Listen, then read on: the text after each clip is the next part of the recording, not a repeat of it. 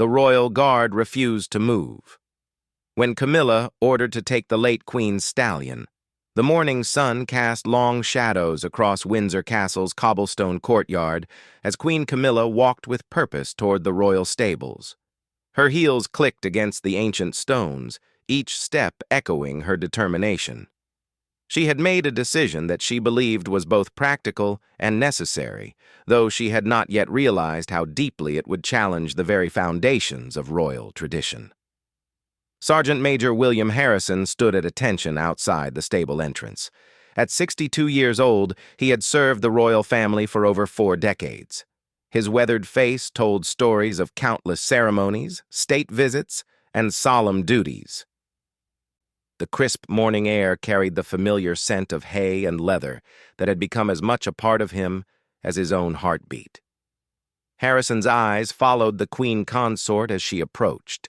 Something in her manner suggested this was not a routine visit to check on the horses. He straightened his already perfect posture and prepared for whatever request might come. "Good morning, Sergeant Major," Camilla said, her voice carrying the authority of her position while maintaining the warmth she had cultivated over the years. "I trust the horses are well this morning?" "Indeed they are, Your Majesty," Harrison replied with a respectful nod. "All animals are in excellent health and spirits." Camilla paused for a moment, seeming to gather her thoughts. Behind them, stable hands went about their morning routines, brushing coats and preparing feed. The familiar sounds of horses whinnying and hooves shifting against straw created a peaceful backdrop to what was about to become a very tense conversation. "Sergeant Major, I've come to discuss Wellington," she said, referring to the late Queen Elizabeth's beloved black stallion. "I believe it would be appropriate for him to be relocated to my personal stable at Highgrove House." Harrison felt his chest tighten. Wellington was no ordinary horse. The magnificent thoroughbred had been Queen Elizabeth's companion for over 15 years. She had ridden him during countless public appearances, and he had stood by her side during some of the most significant moments of her reign. The bond between the late Queen and Wellington was legendary among those who worked closely with the royal family. "Your Majesty," Harrison began carefully, "Wellington has been residing in the Windsor stables since Her late Majesty's passing. These have been his home for many years." Camilla's expression remained pleasant but firm. "I understand that, Sergeant Major. However, I believe a change of scenery would be beneficial for him. Highgrove has excellent facilities, and I feel it would be more suitable for Wellington to be closer to my primary residence." What Camilla did not fully understand was the depth of attachment that existed between Wellington and the stable staff at Windsor. The horse had become more than just a royal animal. He was a living connection to Queen Elizabeth II. Every morning, Wellington would stand at his stall door, looking toward the path the late Queen had walked so many times. The stable hands spoke of how he seemed to wait for her, even months after her passing. Harrison knew he was facing an impossible situation. On one hand, he had a direct order from the current Queen Consort. On the other hand, he felt a profound duty to protect what he saw as the late Queen's legacy. Wellington was not just property to be moved at will. He was a piece of living history. "Your Majesty, if I may," Harrison said, choosing his words with extreme care. "Wellington has shown signs of distress when separated from his familiar environment. The veterinary staff has noted that he becomes anxious when taken too far from the Windsor grounds." This was not entirely untrue. Wellington had indeed shown some restlessness in recent months, though the staff attributed it more to grief than to attachment to location. Horses, they knew, could sense loss in ways that humans sometimes struggled to understand. Camilla's eyebrows rose slightly. She had not expected resistance to what she considered a reasonable request. After all, as Queen Consort, the royal properties and their contents fell under her purview in many practical matters. "I'm sure our veterinarians can help Wellington adjust to his new home," she replied. "Animals are quite resilient, and I'm confident he will settle in well at Highgrove." The tension in the air was now palpable. Other stable workers had begun to notice the extended conversation between the Queen Consort and their Sergeant Major. Some slowed their work, straining to overhear without appearing to eavesdrop. Harrison realized he needed to make a stand, but he also knew he had to be incredibly careful about how he approached this delicate situation. Years of military training had taught him when to follow orders without question, but they had also taught him when certain lines should not be crossed. "Your Majesty," he said, his voice steady but carrying an undertone that suggested he would not easily back down. "I must respectfully request that Wellington remain here at Windsor. This stable has been his home since he was a young horse. Moving him now, particularly given his age and his obvious attachment to this place, could cause him significant distress." Camilla studied Harrison's face carefully. She had dealt with stubborn officials before, but something in the sergeant major's demeanor suggested this was about more than simple resistance to change. There was a deeper principle at stake, though she was not yet certain what it might be.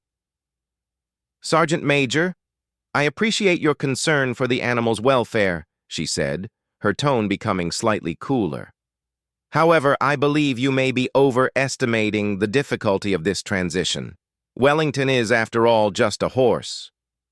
The moment those words left her lips, Harrison's expression changed almost imperceptibly. To him, and to everyone who had worked with Wellington over the years, the Stallion was far from just a horse. He was a living symbol of Queen Elizabeth's reign, a creature who had shared in moments of triumph and solemnity that would be remembered for generations. The standoff had begun, though neither party yet fully understood how significant this moment would become.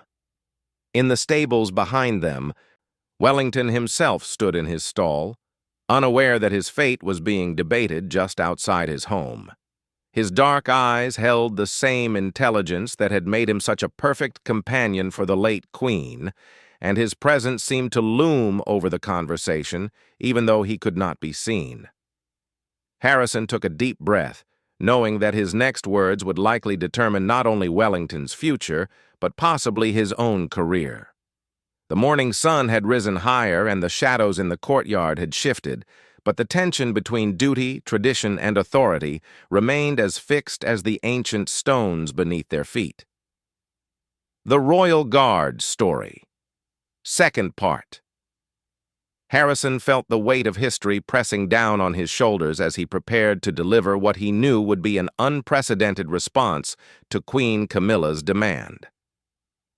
Around them, the morning activities of Windsor Castle continued, but the air between the Queen Consort and the Sergeant Major had become thick with unspoken tension. "Your Majesty," Harrison began, his voice carrying the strength of 4 decades of unwavering service. "With the utmost respect, I cannot and will not authorize Wellington's removal from Windsor Castle." The words hung in the air like a challenge thrown down before royalty itself. Camilla's eyes widened slightly, not quite believing what she had just heard. In all her years as a member of the royal family, she had rarely encountered such direct defiance of her wishes. "I beg your pardon, Sergeant Major," she said, her voice carrying a dangerous edge. "Did you just refuse a direct order from your Queen Consort?" Harrison straightened even further, if such a thing were possible. His military bearing became more pronounced as he prepared to explain his position. Behind him, several stable hands had stopped their work entirely, sensing that they were witnessing something extraordinary. "Your Majesty, my primary duty is to the Crown and to the preservation of royal tradition. Wellington is not merely property to be moved at convenience. He represents a living connection to our late Queen Elizabeth II, and I believe that removing him from Windsor would dishonor her memory." Camilla's face flushed slightly.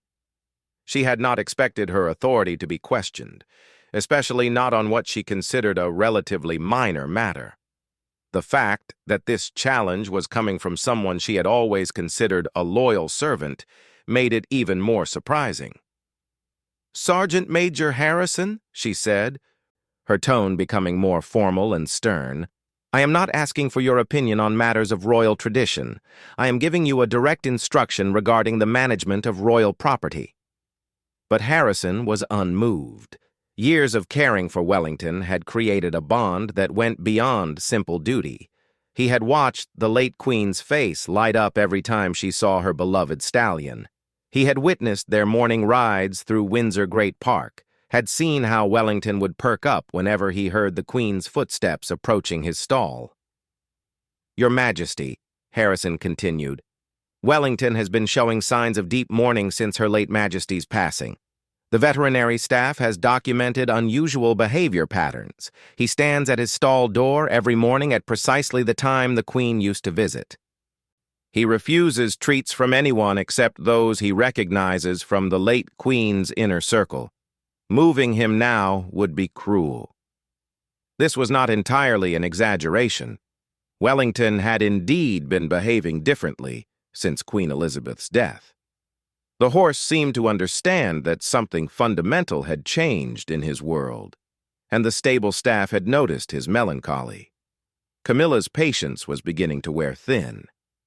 She had come to the stables expecting a simple administrative matter to be resolved quickly. Instead, she found herself in an increasingly public confrontation with a subordinate who seemed determined to challenge her authority. "Sergeant Major, your emotional attachment to this animal is clouding your judgment," she said sharply. "Wellington is valuable property that requires proper care and management. I believe Highgrove House can provide superior facilities and attention."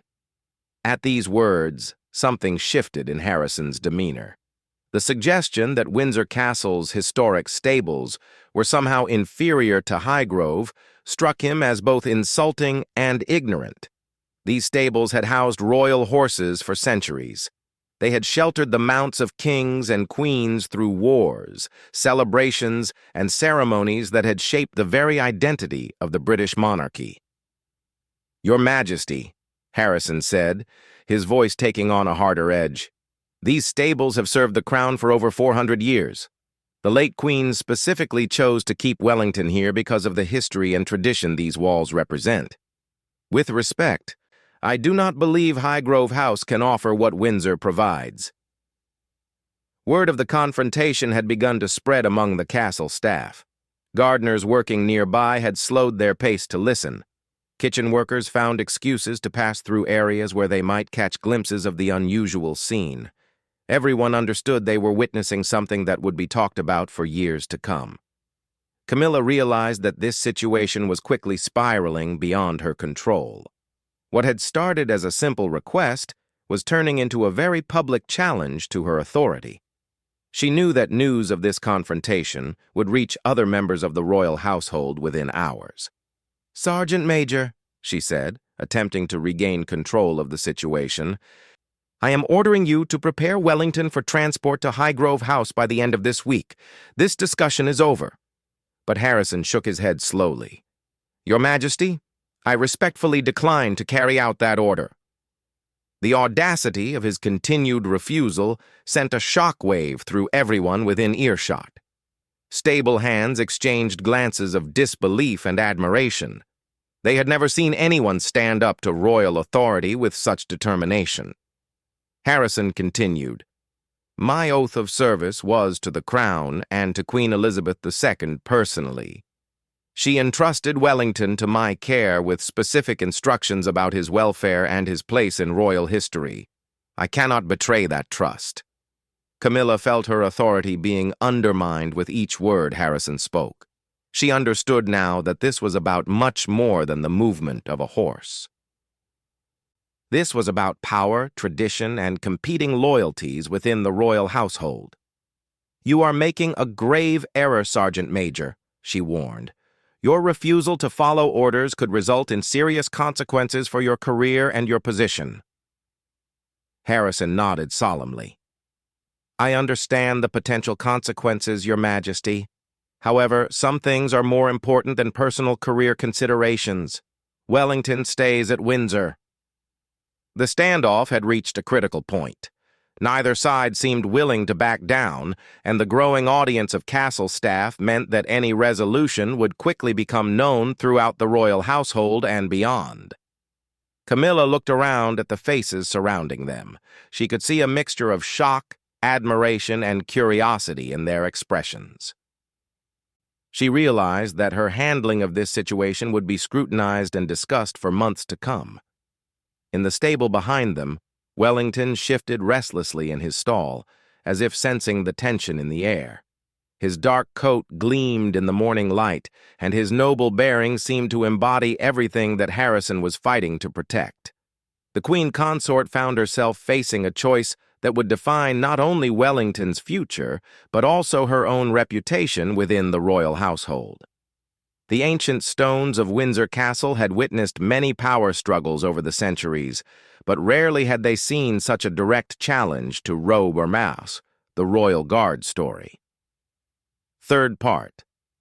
The tension in the Windsor Castle courtyard had reached a breaking point. Queen Camilla stood facing Sergeant Major Harrison in what had become the most significant challenge to royal authority in recent memory.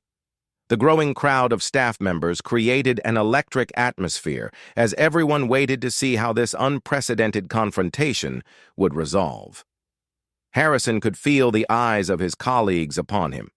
These were men and women who had served alongside him for years, who understood the deep bonds that connected them all to the traditions they protected. Their silent support gave him strength, but he also knew that his next words could seal his fate. "Your Majesty," Harrison said with quiet dignity, "I have served this royal family through 5 decades of change and challenge. I have never once questioned an order or failed in my duty. But today, I must ask you to reconsider your decision about Wellington." Camilla's expression had hardened considerably.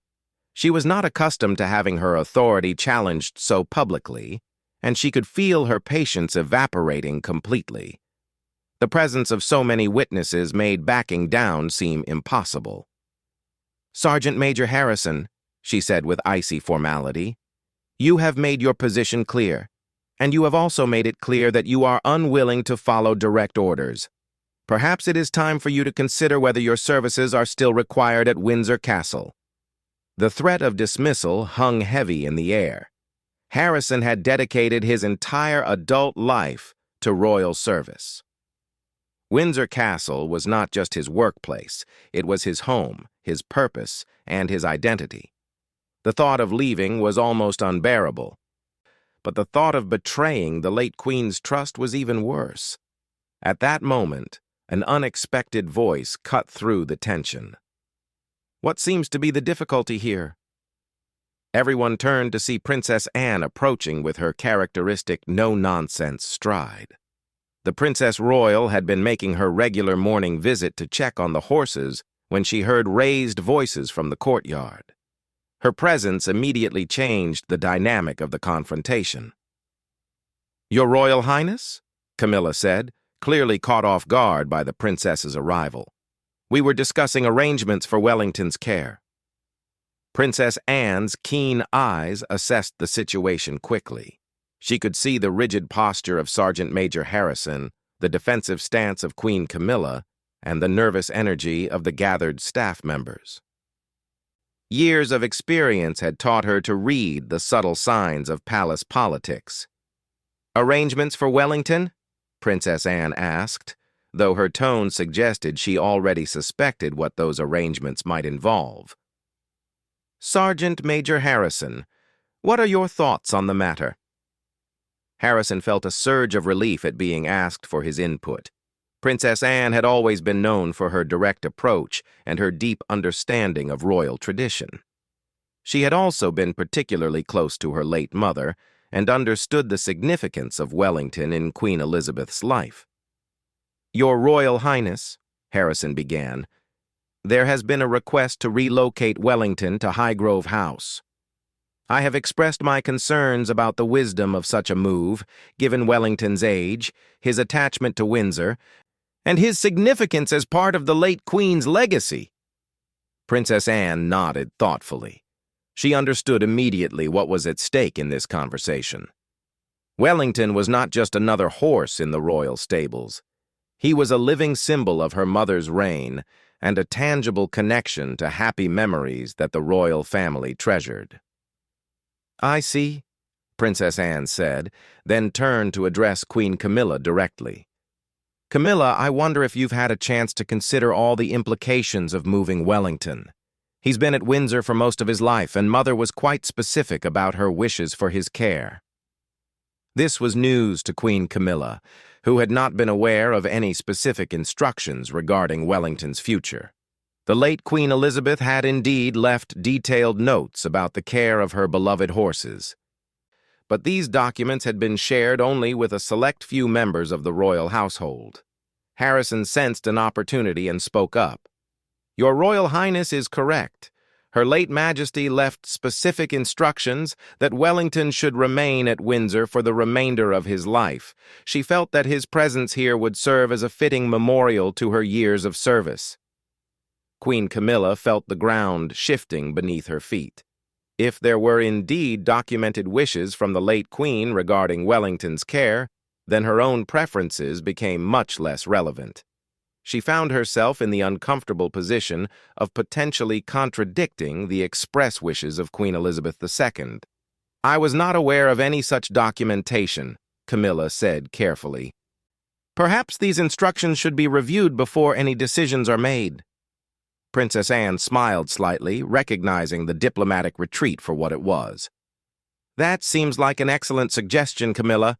Sergeant Major Harrison, I believe you have copies of Mother's instructions regarding the horses in your office." "Yes, Your Royal Highness," Harrison replied with obvious relief. "I would be happy to review them with Her Majesty at her convenience." The crisis was beginning to diffuse, but the implications of what had transpired would ripple through the royal household for months to come. Everyone present understood they had witnessed something extraordinary. A moment when the complex web of loyalty, tradition, and authority that governed royal life had been tested to its limits. Queen Camilla nodded graciously. Though privately she was still processing the fact that she had been so publicly challenged and then diplomatically overruled. "Very well. We shall review the documentation before making any final decisions about Wellington's future." As the crowd began to disperse, Princess Anne approached Harrison privately. "Well done, Sergeant Major," she said quietly. "Mother would have been proud of your dedication." Harrison felt tears prick at his eyes. The stress of the confrontation, combined with the princess's words of approval, overwhelmed him momentarily. "Thank you, Your Royal Highness. Wellington means a great deal to all of us who worked with the late Queen." In the days that followed, Queen Camilla did indeed review Queen Elizabeth's instructions regarding her horses. The documents were clear and detailed, leaving no doubt about the late Queen's wishes for Wellington's care and residence. The Black Stallion would remain at Windsor Castle for the rest of his life, surrounded by the people and places he had always known. The incident became legendary among royal household staff, though it was never officially acknowledged or discussed in public. It served as a reminder that even within the rigid hierarchy of royal service, there were principles worth defending and traditions worth preserving.